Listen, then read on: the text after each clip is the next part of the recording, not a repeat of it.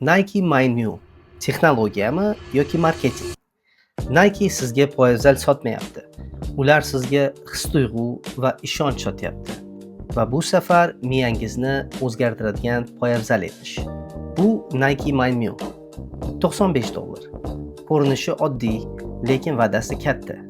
U insonga xotirjamlik, diqqat, ong faollashuvi berar emish. Bu qanday ishlaydi? Tagida 22 ta yumshoq yostiqcha bor. Bosganingizda oyoqdagi maxsus nuqtalar ishga tushib, miyangizga ta'sir qilar ekan.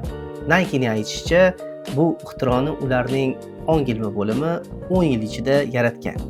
Bu gap ilmiy tuyulgani bilan aslida esa bo'sh gapdek. Bu poyabzalga qiziqib, o'zimizda bormikan deb qidirishga tushdim. Eng qizig'i, Toshkentdagi rasmiy Nike do'konida uni topmadim. Lekin kopiyasini boshqa maxsus oyoq kiyim do'konlaridan topdim. Mana bunday sifatda narxi 400 ming so'mdan 600 ming so'mgacha.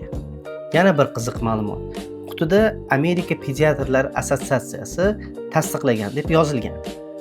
Zo'r eshitiladi, to'g'rimi? Lekin bu faqat oyoqqa zarar bermaydi degani.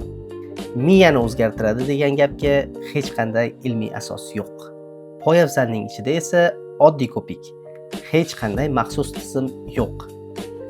Kiyib ko'rsangiz, oyog'ingizda biroz bosim sezasiz. Nike hech qachon aniq qandaydir va'dalar bermaydi. U odatda hissiyot sotadi. Bu juda aqlli o'yin. Natija aytilmaydi. Mijoz esa platsebo effektiga ishonadi. Ikki taraf mamnun va bu esa juda kuchli marketing.